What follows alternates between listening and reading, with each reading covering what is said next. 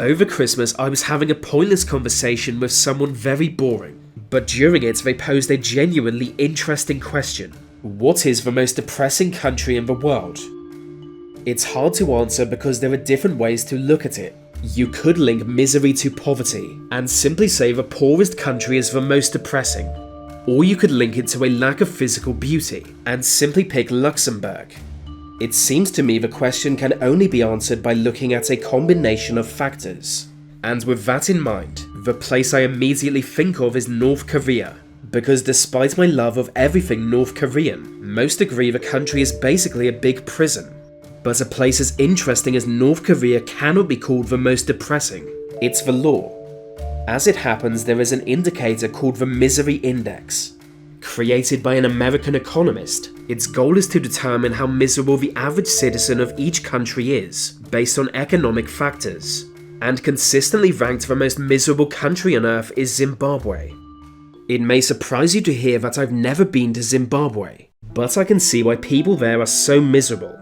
The country has never been a democracy, being plagued by corruption and poverty since its creation in 1980. First was Robert Mugabe, a once beloved campaigner for independence, but on becoming Zimbabwe's leader he proved to be just another brutal dictator.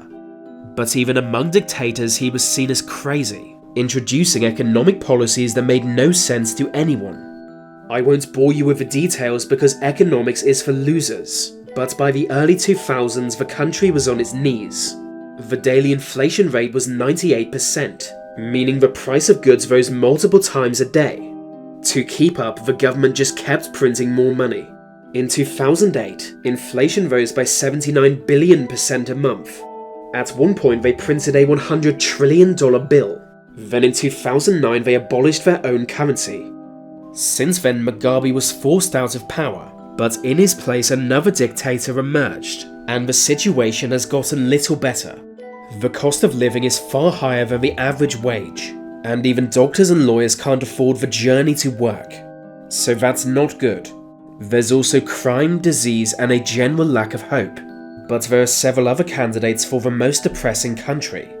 The answer could have nothing to do with the economy. Perhaps it is the world's most boring country. In which case I think we can all agree it's Belgium. I've said it before and I'll say it again, Belgium is just a big cabbage field. But to me that would be a cop-out. Another cop-out would be to say India, which is the world's most depressed country, but only in the sense it has the most cases of clinical depression. Not far from India is the little-known country of Tajikistan. Largely dry and mountainous, the land of this nation is harsh. 90% of the land is covered by mountains, and only some of the remaining 10% can be farmed on. Little food grows here, but as agriculture remains the major industry, mass unemployment is permanent. As the quality of soil is so poor, even the livestock farmed here are weak.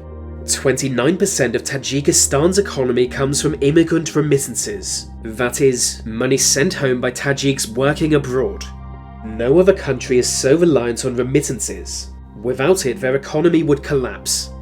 For most, there are two options: remain poor in Tajikistan, or go to Russia, often to work illegally, and be slightly less poor.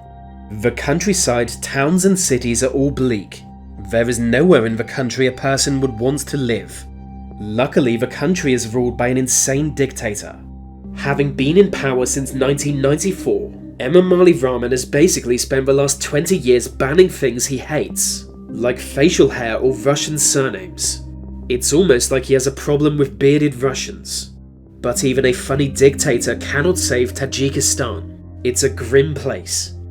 To be honest, you could say the same about any country in Central Asia, and there might be more miserable countries I've missed out. It's hard to keep up. I feel like there are too many countries. There's no reason to have two places called the Congo. It's confusing, and I disapprove of it.